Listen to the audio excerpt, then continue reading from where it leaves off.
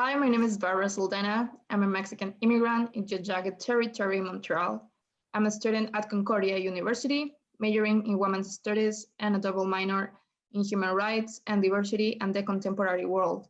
What grounds my perspectives are my intersection as a woman of color, immigrant, and a single mother in Montreal. The desire to have a better understanding of the new environment and the power relations about this land and how that impacts and shapes my life as well as the life of other immigrants is what brought me to this project. Moreover, the desire to gain a better understanding of how racism and oppression affects BIPOC and minority groups beyond my reality, the Latinx community, while at the same time putting the theory into practice, collaborating in anti-racist, anti-oppressive, and decolonial perspectives and initiatives for BIPOC folks and minority groups. And my name is Sandra Mouafo. I'm a second generation African Canadian of Cameroonian descent, majoring in sociology with a minor in diversity in the contemporary world at Concordia University.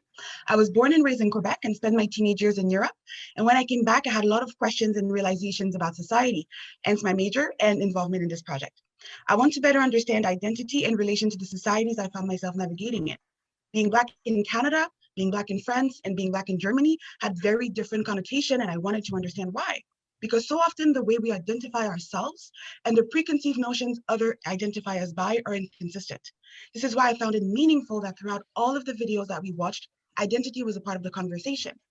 All of the videos featured people of different ages, religion, gender, race, all finding ways to be their authentic selves by navigating their respective fields of study or career, while staying true to who they are, but also acknowledging what that meant in relation to their environment.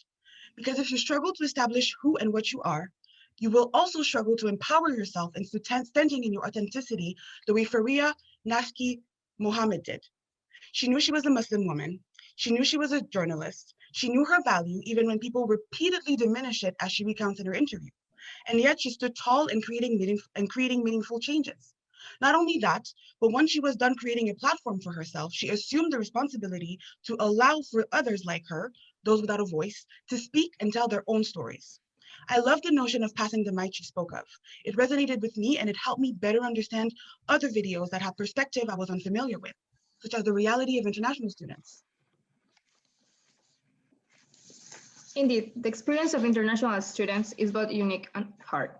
Hannah's videos brought an insight on the realities that international students face. University studies are challenging and demanding, but it becomes even more difficult when you're away from home and your family. In most cases, international students lack a support network in the country they are. The system, the government, and the schools often ignore these intersections and realities of the international students, and this makes them fall into the cracks. It is important to acknowledge and take into consideration the obstacles and challenges that international and immigrant students face. Each experience is different depending on the intersections of each international student, but racialized students tend to face more obstacles, both for legal status and race. There are not enough supports or not available for international students, most often because of legal status that means limited access to services in place. Hannah's video resonated with me. As an immigrant student, I have faced similar challenges, such as cultural shock, adaptation to a new school system, and dealing with my status in government offices, and much more. Since all these situations, we have to acknowledge that in some cases, international and immigrant students are more prone to mental illnesses in comparison to Canadian students. This not only impacts their performance in their studies, but their quality of life and well-being. According to the Council Group of Ontario's universities, the number of students on college and university campuses with identified mental health conditions has more than doubled on the past 5 years. With the context of this pandemic, the numbers are worsened. Hence the importance of recognizing intersectionality. You're more than a singular thing. Your identity is not limited to one aspect of who you are. Like Alan Wong touches on during his interview, he is an Asian gay man, but this is also a simplified statement of who he is that can undermine the complexities and intersectionality of his lived experiences. He is more than his job, sexual orientation, race, or socioeconomic status. He is the embodiment of every single aspect of his being. That is what makes him and all of us human. The more we understand the multitudes of ways in which we experience life based on all the intricacies that form our identity, the more we understand the urgency of unity. I may not be of Asian descent, but I am part of the LGBTQ community. I may not be a man, but I am a visible minority. As such, Alan Wong and I probably share more similarities in our respective struggles than we do differences. And yet, on the surface, we seemingly have nothing in common. This is why we are stronger when we stand together and recognize our humanity and its complexity as much as we do the humanity and complexity of others. It is important to be aware that unity makes us stronger. We have to come together as minority groups, BIPOC, if you're BIPOC, folk, LGBT community, or another. Instead of highlighting our differences, we should recognize our similarities and challenges we face. It is also important to debunk the myth of the perfect and peaceful country that Canada shows and advertises overseas, where racism does not exist. Sadly, racism is still vivid in Canada, in Montreal, but it's subtle, hidden, and just under the table. We have to open our eyes. As Moses mentioned, acknowledging that systematic racism exists is one step. But we together have to raise awareness and advocate. It hasn't to be huge actions. Activism exists on every single scale. Either you're sharing a post on social media, writing an email or a letter to your representatives, or joining a protest. No matter your actions, those have an impact. What is important is the sentiment of community and the desire to become an agent of change and hold organizations and government accountable. Often when we think about the word racist, we automatically become defensive because it's a word that never has a positive connotation. And yet even I found myself having racist beliefs against the Asian community as a person of color. That is not to say that I hate all Asian individuals or that I don't have Asian friends or that I'm not posting and sharing information about the horrible things currently happening in China. What it does mean is that anti-racist is not a fixed identity. We can be racist on a topic 1 minute and racist on a different aspect of the same topic or an entirely different topic the next. My beliefs were racist, and that is the simple, uncomfortable truth. It does not mean that I am a racist person, simply that I had a racist belief that I then sought to rectify by sharing the new information I had learned about the perpetual foreigner concept, Humiliation Day, and the relationship with culture and authority in Asian communities that were presented to me in Teresa's and May's interviews. And I promised myself that I would do better. I didn't make my biases about me or how having them made me feel. They didn't define who I was, but rather what I was in that moment. By choosing to listen to what was said and reflect on myself without judgment, I was able to address a problem I wasn't even consciously aware was there. Racism is not just a conscious hate or over discrimination. Like Barbara mentioned, it lives in subtlety most of the time. Racism can look like hate, but just like identity, it has many different forms. Privilege, apathy, ignorance, microaggression, promotion and pay equity, foreign policy are all examples of that, and I could go on. When Barbara and I were talking, I found myself feeling embarrassed at the realization of my own biases against the Asian community. But I shared them with her anyway and found that we had similar points of view on the subject. And we both evolved from discussing it as uncomfortable as it felt, because our feelings about our racist beliefs were not as important as the repercussions of the racist beliefs on those who live under the oppression that they create. So we openly talked about it without judging ourselves or each other, and that resulted in us having a newfound understanding of not only ourselves, but also a part of the Asian perspective on those issues. We gave ourselves room to grow and learn and redefine ourselves as anti-racist at that moment, because we previously hadn't taken an anti-racist approach to this particular problem. Indeed, deconstructing ourselves is an ongoing process. Acknowledging our biases, tackle them, and educating ourselves is an important part of anti-racist work. As Sandra mentioned, we have to face our own internalized biases. First, we have internalized the colonial thinking, thus narrowing our perceptions of the environments and the people around us. When watching Roy's video, we both individually made the assumption that he was a white man. As the video continues playing, he identifies himself as an indigenous person from the Métis Nation. This took us both by surprise. At first glance, Roy fits into the description of what I've been taught is a white person, thus ignoring the person's background and cultural identity. Making this assumption is part of the colonial thinking. We tend to reduce a person's identity to their appearance instead of allowing them to identify themselves. Who we are goes beyond our appearance. This proves the points that Roy was making about the importance of active listening. Only through active listening, we can be aware of our conscious and subconscious biases so that we may learn to manage them. Exactly. I believe that the way we experience the world determines how we see ourselves in it.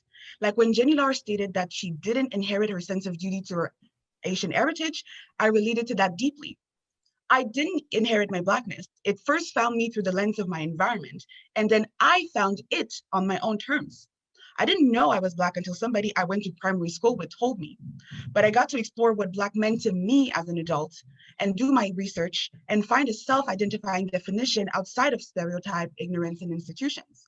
I found my Blackness outside of the confined society had put around it. It made me ask questions about the assumptions that were made about me all throughout my life, the limitation that I was told that I had, and the many ways in which I was socialized to believe I was incompetent, from my teachers to counselors to healthcare professionals. But this is a systemic issue.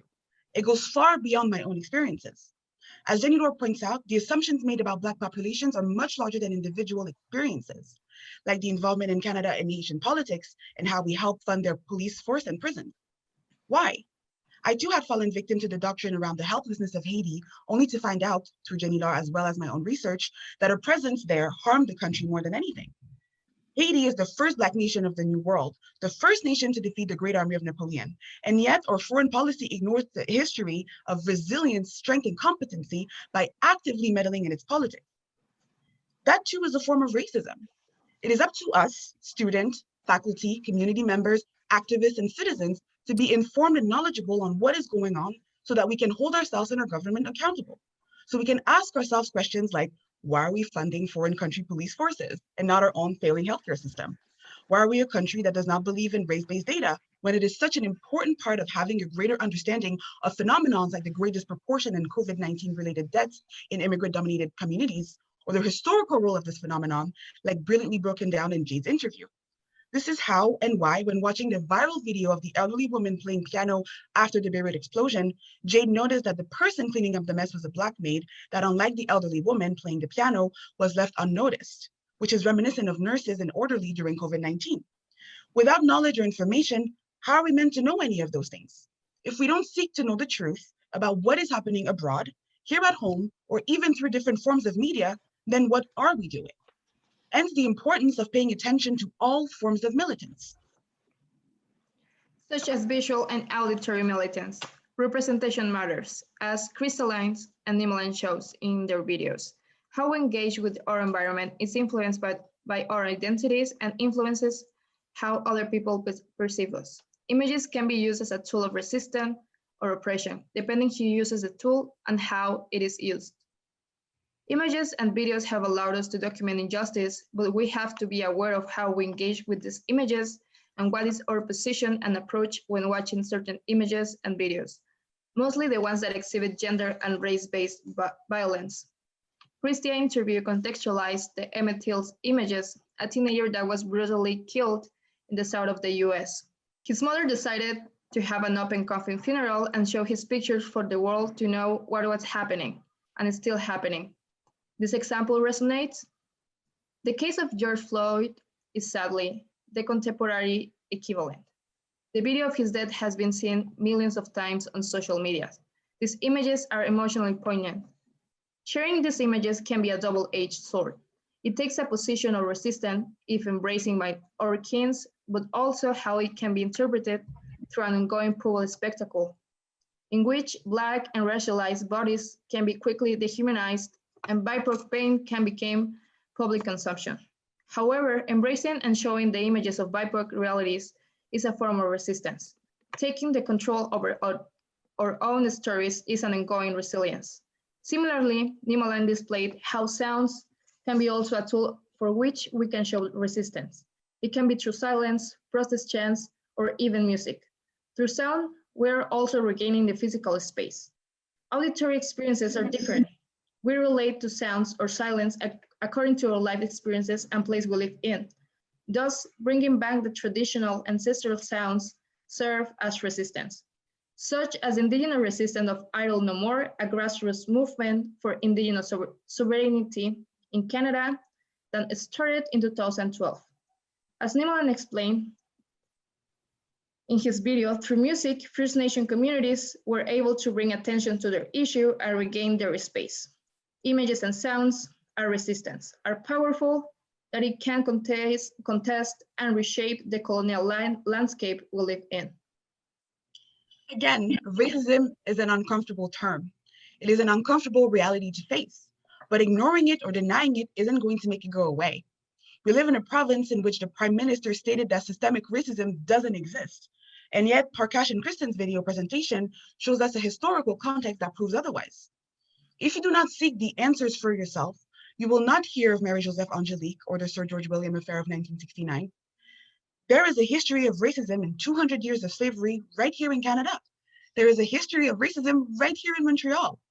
That is why it is so important to never lose sight of why we do the things that we do. Why do we protest today? Why did we protest yesterday? What has and hasn't changed over time? And what are the repercussions of the history of the land we live on, not just the people that decided to govern it?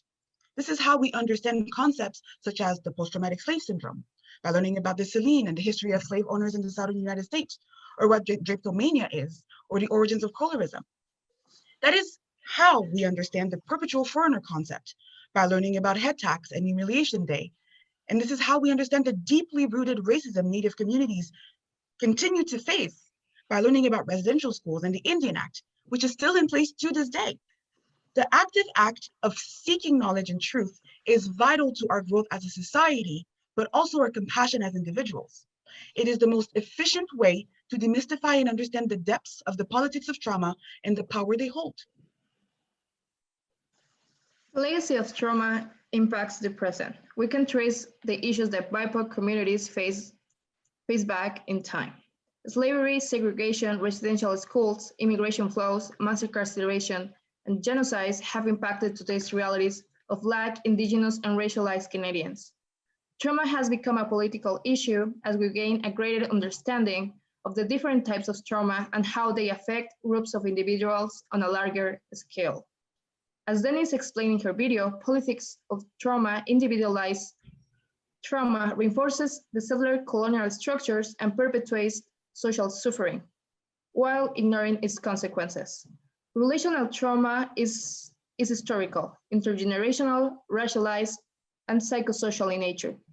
This trauma is passed down into generations, creating inherent difficulties that impacts the development of enfranchisement of the current generation. Moreover, response of the government and all leaders often only address the economic structures instead of the injustice of the system.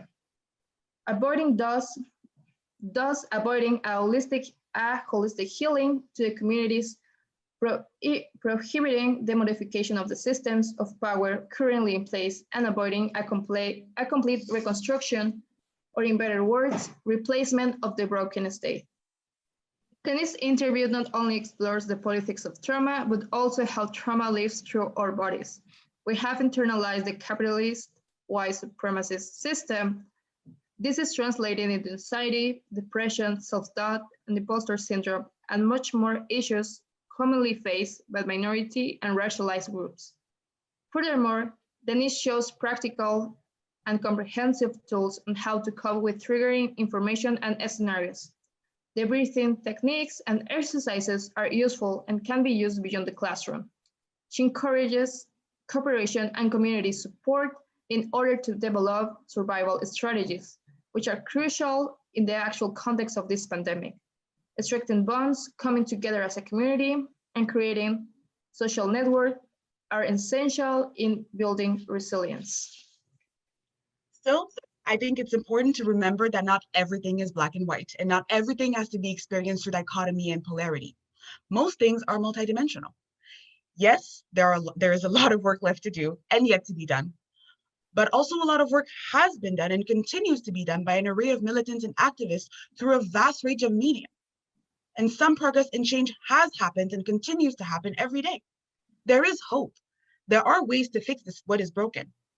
There are people and organizations that want to create change, like the Canadian Race Relations Foundation, Solidarité Québec Haïti, Progressive Chinese of Quebec, and WIPCA.